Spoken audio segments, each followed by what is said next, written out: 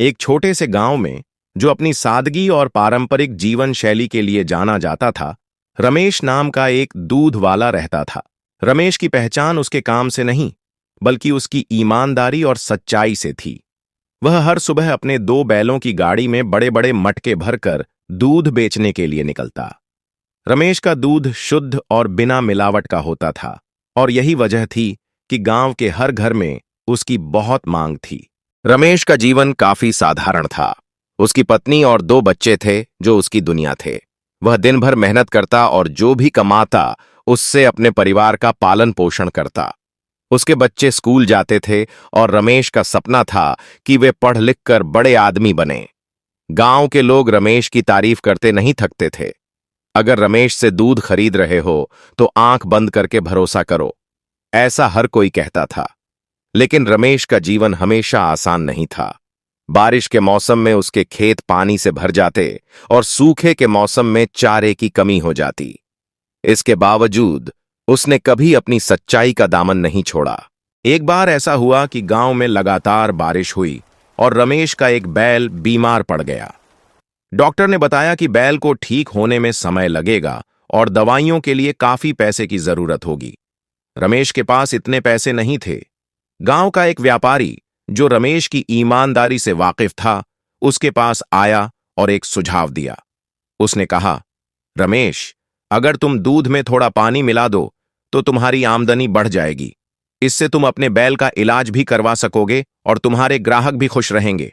कोई फर्क नहीं पड़ेगा। रमेश ने व्यापारी की बात सुनी और कुछ देर सोच में डूब गया। यह विचार उसे अजीब और अनैतिक लगा। उसने अपने दिल से पूछा, क्या मैं अपने ग्राहकों का भरोसा तोड़ सकता हूं? क्या मैं अपनी मेहनत और ईमानदारी के उसूलों को छोड़ सकता हूं?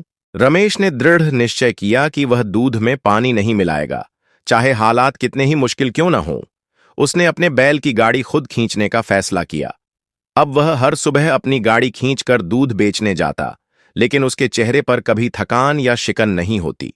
वह जानता था कि उसका यह संघर्ष उसकी ईमानदारी का इम्तिहान है। जब गांव वालों को पता चला कि रमेश ने दूध में पानी मिलाने से मना कर दिया और अपनी गाड़ी खुद खींचकर काम जारी रखा, तो वे उसकी ईमानदारी से बहुत प्रभावित हुए। लोग रमेश की तारीफ करने लगे। कई गांव वालों ने उससे कहा, रमेश, तुमने सही किया। तुम्हारी ईमानदारी ने हमें तुम पर और ज्यादा भरोसा करने पर मजबूर कर दिया है। गांव वालों ने आपस में पैसे इकट्ठा किए और रमेश के बैल का इलाज करवाया। कुछ ही दिनों में उसका बैल ठीक हो गया और फिर से गाड़ी खींचने लगा। रमेश के दिल में गांव वालों के प्रति आभार उमड़ पड़ा। उसने महसूस किया कि उसकी ईमानदारी और मेहनत ने उसे गांव वालों का प्यार और सम्मान दिलाया है। अब रमेश का जीवन पहले से बेहतर हो गया। उसकी ईमानदारी की कहानियां आसपास के गांवों में भी फैल गईं। लोग उससे दूध खरीदने के लिए दूर दूर से आने लगे। रमेश की आमदनी बढ़ने लगी और उसने अपने बच्चों को अच्छी शिक्षा दिलाने के लिए पैसे जमा करने शुरू कर दिए। एक दिन गांव के सरपंच ने रमेश को बुलाकर कहा, रमेश, तुम्हारी ईमानदारी और मेहनत ने हमारे गांव का नाम रोशन किया है। तुमने हमें सिखाया है कि सच्चाई और मेहनत से बड़ी कोई चीज नहीं होती। रमेश की कहानी पूरे गांव के लिए एक प्रेरणा बन गई। हर कोई उसकी ईमानदारी की मिसाल देता। रमेश को यह समझ आ गया था कि असली दौलत पैसे में नहीं, बल्कि लोगों के भरोसे और उनके प्यार में होती है। उस दिन के बाद से रमेश ने और भी अधिक मेहनत करना शुरू किया, लेकिन वह कभी अपने उसूलों से पीछे नहीं हटा। उसने हमेशा अपने बच्चों को सिखाया, हमेशा सच्चाई का साथ देना, चाहे हालात कितने ही कठिन क्यों न हों। आज भी जब लोग रमेश के गांव जाते हैं तो उसकी कहानी सुनाई जाती है। रमेश का जीवन हमें यह सिखाता है कि सच्चाई और ईमानदारी का रास्ता कठिन जरूर हो सकता है, लेकिन यह हमेशा सही और फलदायक होता है।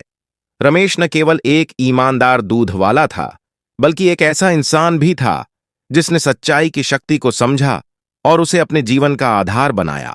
अगर आपको हमारी कहानी पसंद आई है तो हमारे चैनल टोनीफाई को सब्सक्राइब करना न भूलें और बेल आइकन को जरूर ऑन करें ताकि हर नई वीडियो की जानकारी सबसे पहले आपको मिले।